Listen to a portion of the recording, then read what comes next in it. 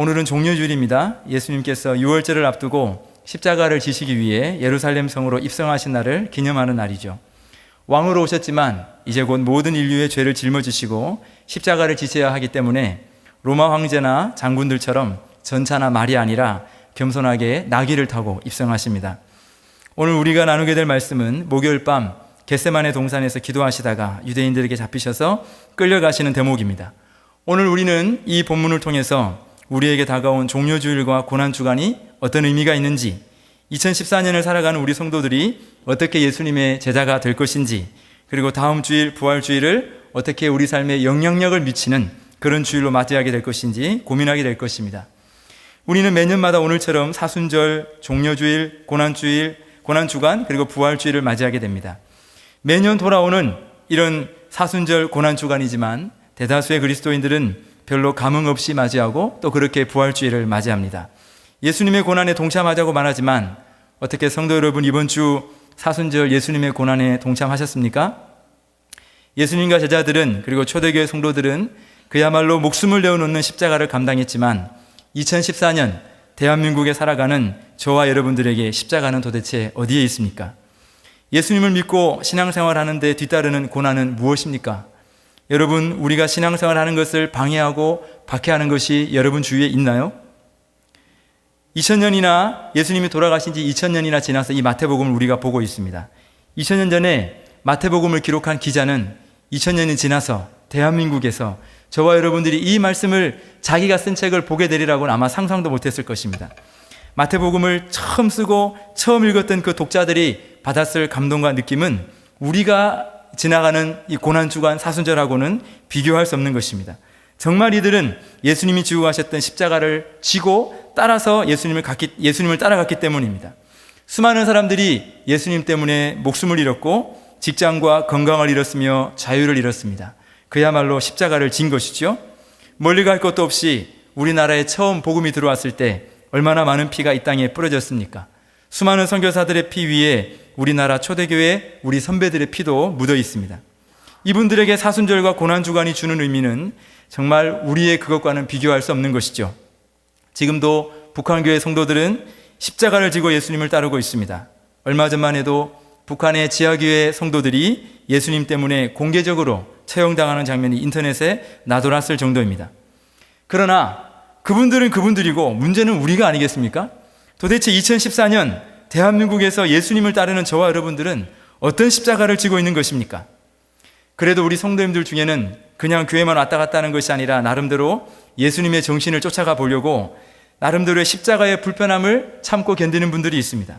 그러나 직장에서 점심 먹을 때 남들이 눈치채지 못하도록 살짝 고개 숙이고 눈 감고 식사기도 하는 것을 지금 우리가 겪는 고난이라고 할 수 있을까요?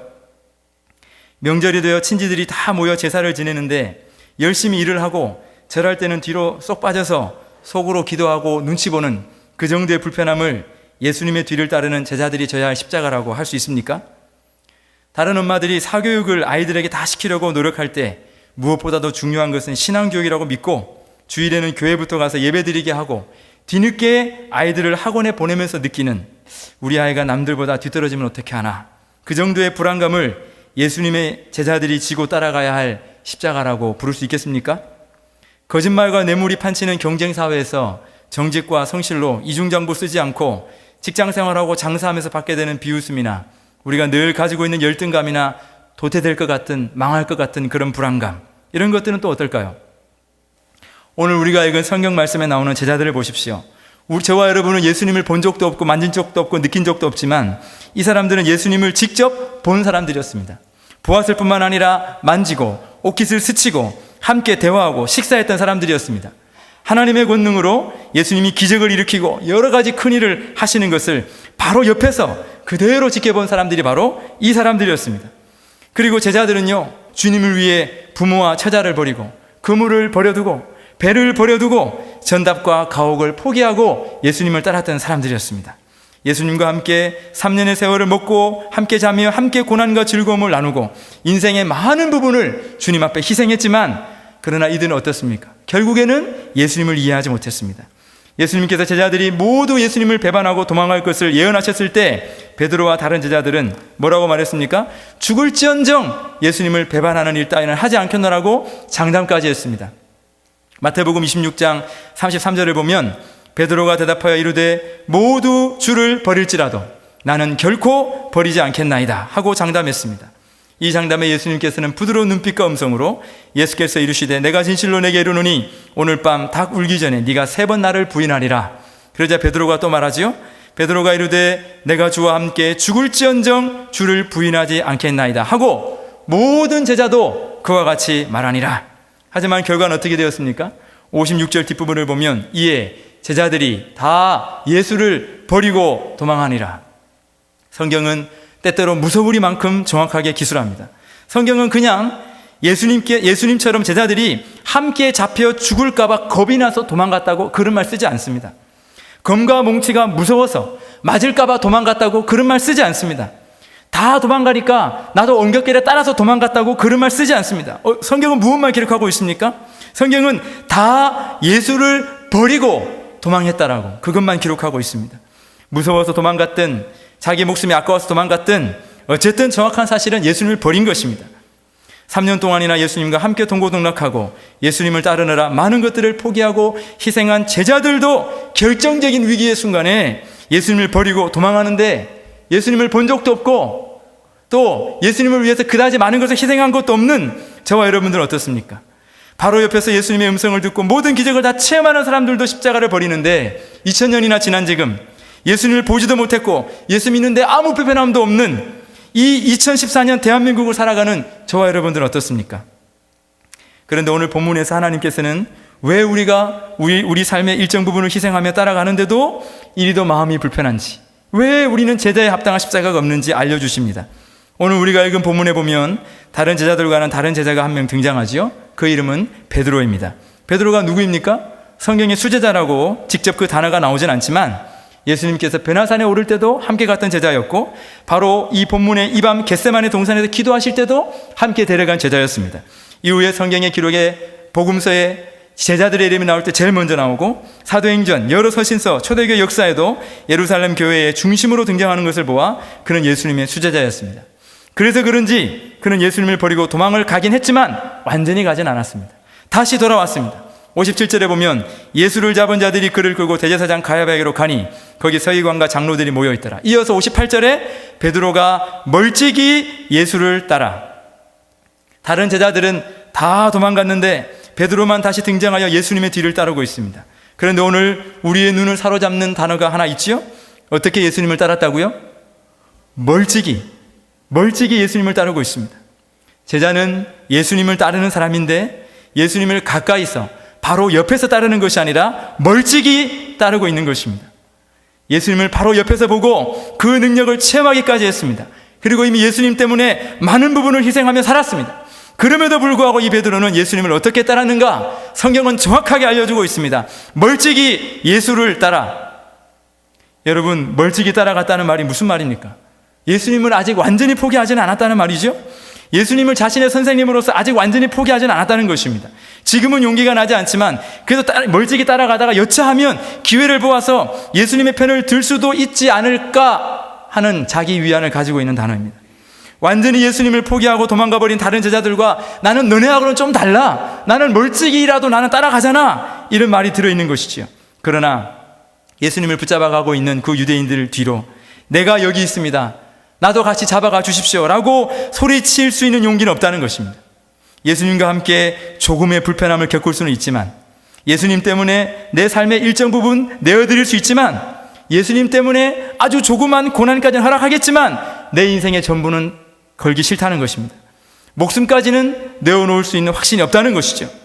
예수님을 따라 모든 것을 버리기에는 나는 아직까지 가족도 있고 너무 많은 것을 갖고 있다는 것입니다. 예수님을 가까이서 따라가지 못하고 멀찍이 따라갔다는 말은 반은 예수님께, 반은 자기에게 아주 어정쩡한 상황을 이야기하고 있는 것입니다. 또한 두 번째 단어가 우리의 눈을 사로잡습니다.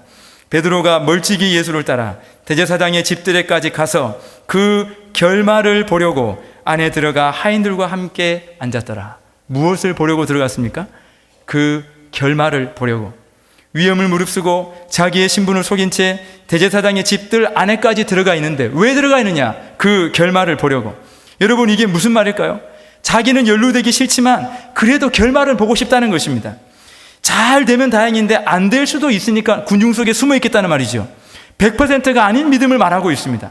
만에 하나 실패할 확률이 있지 않습니까? 내가 3년 예수님을 따라다녔지만 그러나 저 예수님이 실패할 확률이 있으니까 나는 거기에 끼기 싫다는 것이죠. 주님은 100%의 사랑을 베드로에게 주셨지만 베드로는 주님께 100%의 믿음을 보여드리지 못했습니다. 마찬가지로 예수님을 가까이서 따르는 것이 아니라 자기는 빠지고 한 발짝 떨어져서 따라가는 것입니다. 혹시나 하는 기대감을 가지고 있지만 만약 일이 틀어지는 경우 수많은 사람들로부터 받게 될 비난은 피하고 싶다는 것입니다.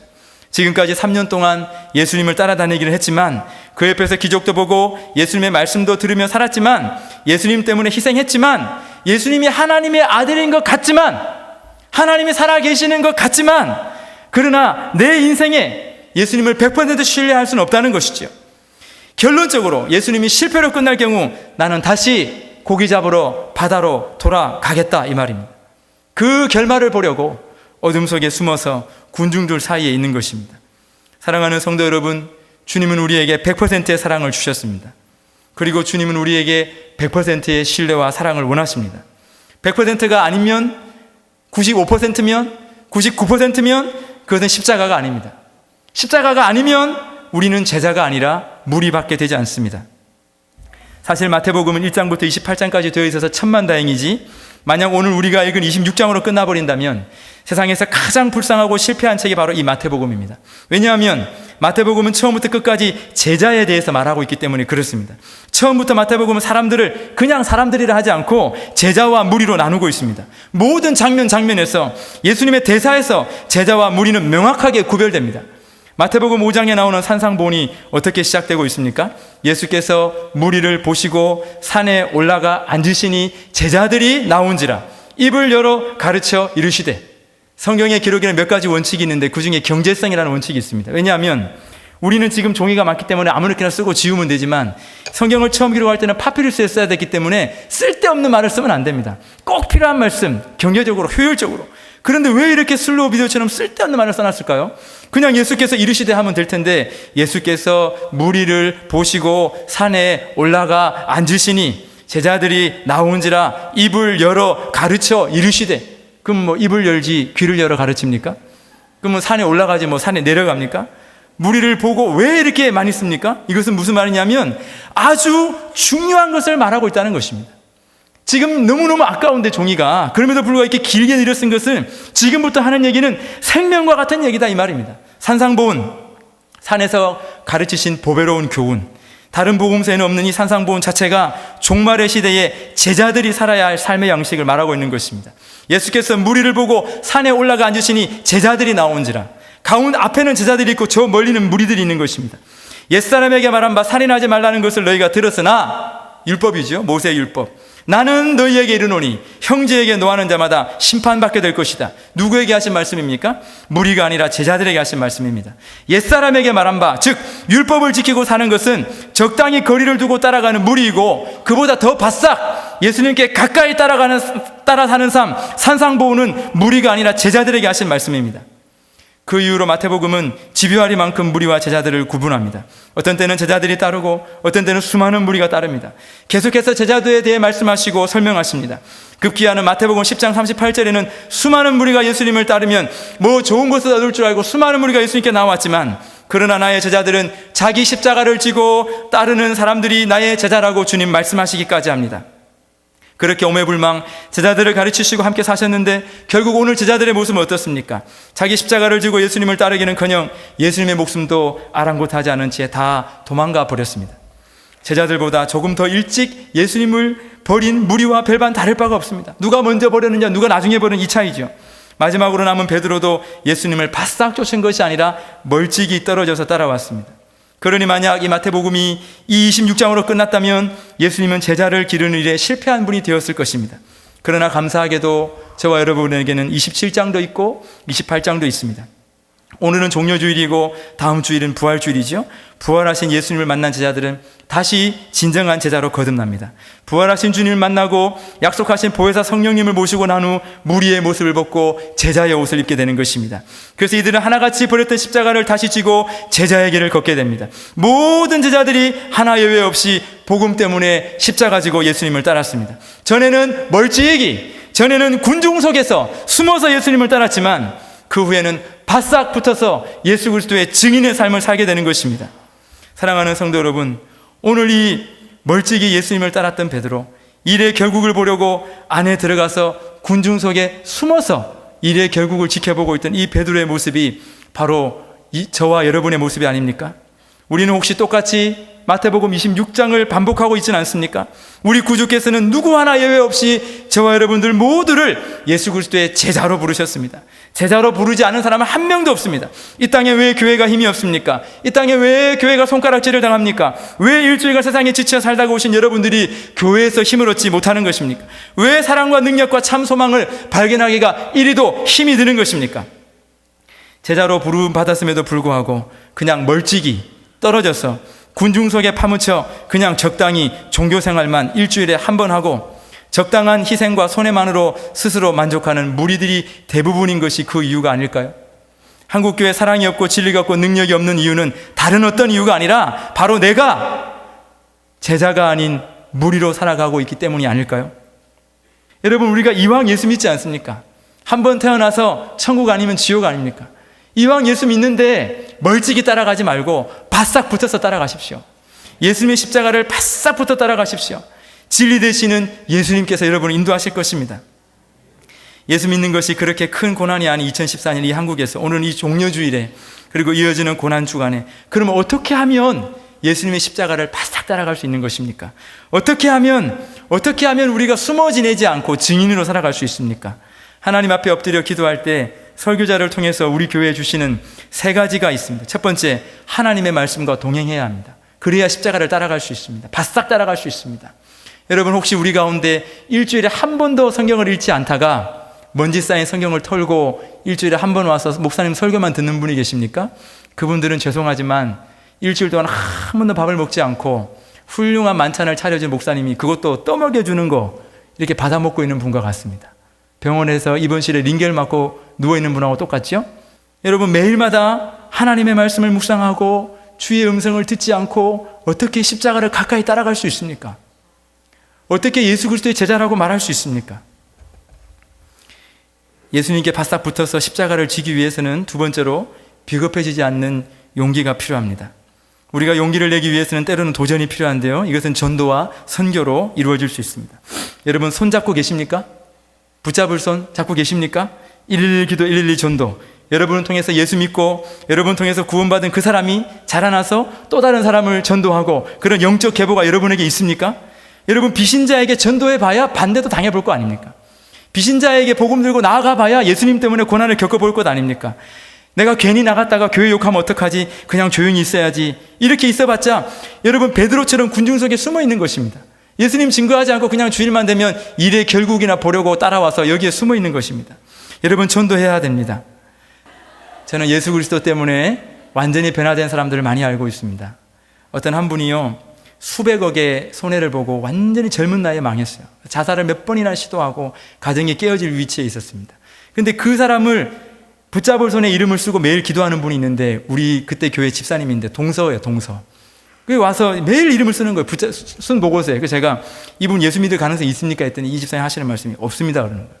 목사님, 저 형님은요 이 지구상에서 제일 마지막으로 예수 믿을 인간입니다. 왜 그러냐니까 너무 독하고 그 수백억의 손해가 예수 믿는 사람들한테 거의 다 사기당한 거라 절대로 예수 안 믿는다는 거예요. 그럼 왜 써내입니까? 그랬더니 그래도 써낼 사람이 없으니까 써서 기도만 하고 있습니다 이러더라고요.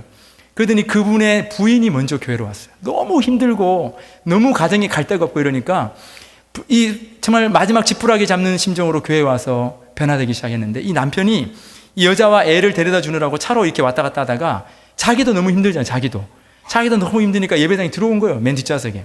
근데 그날 설교가 자기한테 하시는 말씀이었다는 거예요. 그러면서 들어와서 계속 교회 다니고 세례받고 했습니다. 근데 그때 얼마 되지 않았을 때 저 뒤에서 앉아서 찬양을 부르는데 우리처럼 서서 이분이 손을 들고 찬양을 하는 거예요. 제가 그 집사님, 동서 형님이 손들고 찬양한다고 이랬더니 이분이 안 믿어요. 그럴 리가 없습니다, 목사님. 저 인간이 그럴 리가 없습니다. 교회 온 것도 기적인데 손들고, 아유, 제가 봤다니까요. 이래가지고 둘이 같이 가서 그걸 본 적이 있어요. 근데 그걸 보는데 정말 너무너무 행복한 거예요. 여러분, 전도는 행복입니다. 행복. 여러분 때문에 예수 믿고 변화되는 그 사람은 행복입니다. 몇 주 전에 청주로 찾아왔어요. 찾아와서 청주 충북대병원에 자기 이모님이 계시는데 전도해달라는 거예요. 그래서 갔습니다. 갔더니 그 이모님이 뭐라 그러시냐면, 외숙모님인가? 외숙모님이 뭐라 그러시냐면, 저보고 목사님 얘가 변했어요. 그러는 거예요. 정말 변했다는 거예요. 정말. 완전 다른 사람 됐다는 거예요. 그래서 복음이 능력이 있고 예수 그리스도를 영접하는 역사가 일어났습니다. 사랑하는 성도 여러분, 순원들과 함께 모일 때마다 붙잡을 손을 위해서 기도하시기 바랍니다. 마지막으로 십자가에 바싹 붙어서 십자가를 질 수 있는 방법은 예수 그리스도를 만지고 그분과 대화하고 그리스도와 함께 웃고 우는 것입니다. 2000년 전에 제자들은 예수님을 보고 만지고 대화할 수 있었지만 우리는 어떻게 합니까? 2014년에 오늘의 그리스도가 어디에 있습니까? 눈에 보이지 않고 만져지지 않고 대화할 수 없는 그리스도를 어떻게 배울 수 있습니까? 하나님은 그 방편으로 우리에게 교회를 주셨습니다. 근데 죄송하게도 오늘날과 같이 이렇게 건물이 있고 큰 대형 교회를 주신 것이 아닙니다. 신약 성경에는 우리 이 교회가 나오지 않습니다. 신약 성경에 나오는 교회는 건물이 없습니다. 신약 성경에 나오는 교회는 저 같은 목사들이 없습니다. 집에서 50명 안팎의 사람들이 평신도 지도자의 인도하에 함께 살고 함께 밥을 먹고 함께 전도하고 함께 예배드리고 함께 울고 웃는 교회가 바로 그런 교회입니다. 사랑하는 성도 여러분, 우리는 어떻게 하나님을 섬길 수 있습니까? 눈에 보이지 않는 하나님을 어떻게 섬길 수 있습니까? 눈에 보이는 형제를 사랑함으로 그렇게 사랑할 수 있는 것입니다. 마태복음 25장에서 종말에 관해 이야기하시면서 오른쪽에는 양들을, 왼쪽에는 염소들을 구분하신 이야기를 아시지 않습니까? 왜 그렇게 구분하셨는지 그 기준을 읽으셨지 않습니까? 임금이 대답하여 이르시되 내가 진실로 너희에게 이르노니 너희가 여기 내 형제 중 지극히 작은 자 하나에게 한 것이 곧 내게 한 것이니라. 사랑하는 성도 여러분, 주일 예배만 참석하는 것은 십자가를 지는 것이 아닙니다. 그냥 무리로 예수님을 따라다니는 것입니다. 이렇게만 하신다면요, 이건 그냥 극장에서 영화 보는 것과 똑같습니다. 여러분, 옆에 앉아 계신 분들은 아까 잠깐 인사했지만 옆에 앉아 계신 분들의 이름은 아십니까? 옆에 앉아 계신 분들이 일주일 동안 어떤 어려움을 겪고 살았는지 아십니까? 옆에 앉아 있는 분들이 어떤 기도 제목 갖고 있는지 아십니까? 옆에 앉아 있는 분들이 어디가 아픈지 여러분 아십니까? 옆에 앉아 있는 분들이 어떤 붙잡을 손을 섬기고 있는지 여러분 아십니까? 부족하지만, 지극히 작은 자이지만, 인격에 결함이 있지만 그 부족한 소자 순원들과 함께 살아가는 것이 예수 그리스도와 함께 살아가는 것입니다. 우리 모두는 순에 편성되어 있지 않습니까? 여러분, 길을 쓰고 순으로 들어가셔야 됩니다. 거기 가야 하나님을 만날 수 있습니다. 모든 변화는 1m 안에 일어난다고 교육학에서 말합니다. 저와 여러분에게는 진정한 변화가 있을 수 없습니다. 1m 안에 무릎과 무릎을 맞대고 머리를 맞대고 함께 울고 함께 웃고 함께 용서하고 용서받고 밥상에서 밥을 나누어 먹고 삶을 나누고 기도하고 그렇게 살아가는 것이 십자가를 지는 것입니다.